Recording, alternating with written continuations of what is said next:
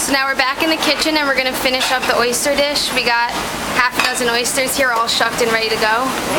So what are we gonna do here? So what we're gonna do now, we're gonna take our mignonette, which is cucumber, shallots, some scallions, some fresh ginger, a little jalapeño, and we're gonna take a little bit of that. It also has a little bit of Japanese rice wine vinegar. Japanese rice wine vinegar is a little sweeter than traditional vinegar. We did a little bit of that with a little bit of champagne vinegar for acidity. So the rice wine vinegar gives it a little sweetness. It's gonna cut the saltiness of that oyster a little bit. So we're just gonna put a little bit of mignonette on top of each oyster.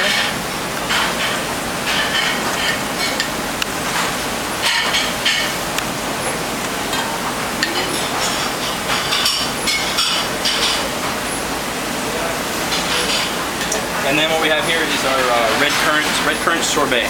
Okay, red currants are a type of berry. They're pretty tart. These particular are picked up at the Union Square Market down in Union Square. What we're going to do is put a little dollop of sorbet on top of each oyster. Kind of gives you a little cool, refreshing crispness for the summertime. Also, again, to counter that the sweetness of the mignonette and the saltiness of the oyster. Right. We got all three going there. Exactly. Trying to hit all the senses, all the flavor senses. And this is usually an appetizer? Yeah, this would be an appetizer. We sell it by the half dozen. Nice. And then what we do is we finish it with a little bit of fresh scallion that's just thinly sliced. It just gives it a little color contrast with that pink sorbet. It's really pretty. And a little heat also, a little natural heat.